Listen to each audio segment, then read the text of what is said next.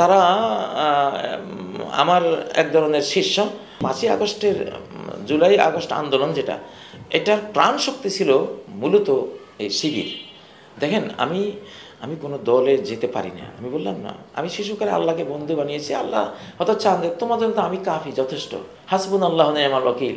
আমার পিতা হযরত ইব্রাহিম আল খলিল আলাইহিস সালাম, উনি তো একাই ছিলেন, একা, কিন্তু সমগ্র মানব জাতির উনি ধর্মীয় গুরু, তাই না? ইহুদিদেরও গুরু, খ্রিস্টানদেরও, মুসলিমদেরও, হিন্দুরাও অজান্তে যে ব্রহ্ম পূজা করে, ব্রহ্ম হলো ইব্রাহিম আলাইহিস সালাম।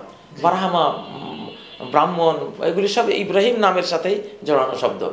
তো ওরাও অজান্তে ওনাকেই পূজা করে, কিন্তু ওরা বুঝে না যে আমরা কাকে পূজা করছি। তো হযরত ইব্রাহিম যেমন একা ছিলেন, তো ওনার বংশের কারণে কি আমি জানি না। আমি আসলে ওই কোথাও, ওটা আমি গেলে ওটা হয় না, আল্লাহ যেতে দেন না, আমি বেরিয়ে যাই, আমি একা চলি, আমি আল্লাহকে নিয়ে চলি, এটা হলো আমার নেচার। তবে জামাত ইসলাম ছাত্র শিবিরের সাথে বাংলাদেশে যতগুলো দল আছে, সবচেয়ে বেশি সম্পর্ক আমার জামাত এবং শিবিরের সাথে হয়েছে, কারণ আমি তাদেরই মাদ্রাসায় 30 বছর শিক্ষকতা করেছি। মুহাদ্দিস, হ্যাঁ, এদেরকে পড়িয়েছে, শিবিরের ছেলেদেরকে। জামাতে ইসলামী যারা ছিলেন জ্ঞানগত অঙ্গন থেকে তাদের সাথে আমার খুব মাখামাখি ছিল। এমনকি দিগন্ত টিভিতে আমি যখন প্রোগ্রাম করতাম, আমার টার্গেট করা ছিল এগুলো, যে তাদেরকে কেউ যাতে মিসগাইড করতে না পারে, জ্ঞানগত সেরাতে মুস্তাকিমে যাতে রাখা যায়, সেই উদ্যোগটা আমরা নিতাম। তো তারা আমার এক ধরনের শিষ্য, এবং তারা খুব ওয়েল অর্গানাইজড এবং খুবই সুশৃঙ্খল একটা গ্রুপ। আপনার 24-এর যে 5ই আগস্টের জুলাই আগস্ট আন্দোলন যেটা, এটার প্রাণ শক্তি ছিল মূলত এই শিবির। প্রাণ শক্তি বলতে মানে তাদের সুশৃঙ্খল নেতৃত্বেই ছাত্র সমন্বয়করা বা ছাত্র আন্দোলনগুলো একটা সুনির্দিষ্ট লক্ষ্যভেদী খাতে প্রবাহিত হতে পেরেছে। তাদের বিশাল উপস্থিতি না হলে এটা হতো না। যে 5ই আগস্ট যে 20 লক্ষ, আগস্টের শুরু থেকে প্রায় 20 লক্ষাধিক তাদের কর্মী সারা বাংলাদেশ থেকে যে ঢাকা এসেছিল, এইটাই এখানে একটা সিদ্ধান্ত করেই বিষয় ছিল। এটা আল্লাহ করিয়েছেন, আল্লাহ করেছেন। এখন তো মানে তাদের বিষয়ের কথা অনেকে সহ্য করতে পারছে না, প্রথম কথা। আর দ্বিতীয় কথা হচ্ছে যে আমরা তো ঘুরে ফিরে সমন্বয়কদের কাছ থেকে আকার ইঙ্গিত তো আমরা এটা শুনতে পাচ্ছি যে শিবিরের ভূমিকাটা কি ছিল। সাদিক কায়ুম কিংবা SM ফরহাদ, মির্জা গালিবের অথবা জাহিদুল ইসলাম অথবা মঞ্জুর ইসলামের ভূমিকাটা কি ছিল।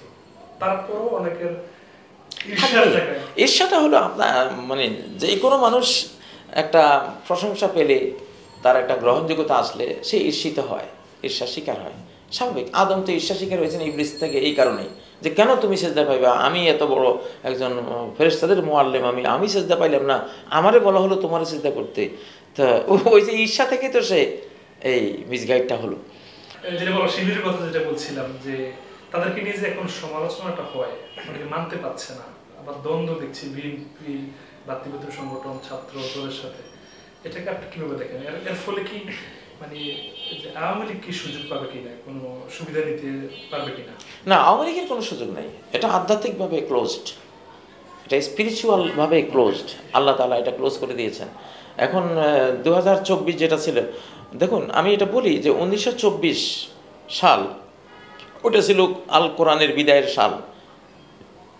পার্লামেন্ট থেকে, তুরস্কের ইসলামী খেলাফত থেকে ওরা কোরআন বিদায় করে দিয়েছে 1924 সালে কামাল আতাতুর্কের মাধ্যমে।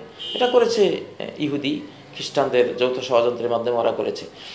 তো এরপরে আরবি 100 মাস পূরণ হয়েছে 2021 সালে। তো 100 বছর পরে আল্লাহ তাআলা মুজাদ্দিদ পাঠান, ধর্মকে নবায়ন করা গ্রুপ পাঠান।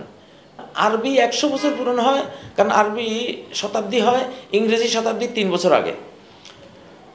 তো 24-এর 3 বছর আগে 21 সালে আরবি শতাব্দীটা পূরণ হয়, তখন আল্লাহ তাআলা আবার কোরআনী পার্লামেন্ট দিলেন আফগানিস্তানে, শুরু হলো। আবার ইংরেজি 100 বছর পূর্তি হয় 2024-এ। 2024-এ এই 24-এ এসে বাংলাদেশ স্বাধীন হলো।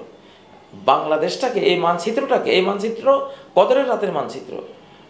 14 আগস্ট 1947 সালে যখন এই মানচিত্র ভারত থেকে আলাদা হয়, সেই রাতটা ছিল লাইলাতুল কদর 27 রমজান। ছোট বিষয় না, বিশাল বিষয়, বিশাল একটা গৌরবের বিষয় এটা। তো তো সেই এই মানচিত্র তখন আমরা এটা পেয়েছি। তো সেই তখন থেকে আসলে দেশটা আমাদের হাতে ছিল না, কখনো পাকিস্তানিদের হাতে ছিল, কখনো 53 বছর ইন্ডিয়ার হাতে ছিল। এইবার 2024-এর 5ই আগস্ট দেশটা আমরা জনগণ পেলাম। আচ্ছা, লাস্ট যেটা হ্যাঁ, জনগণ পেলাম।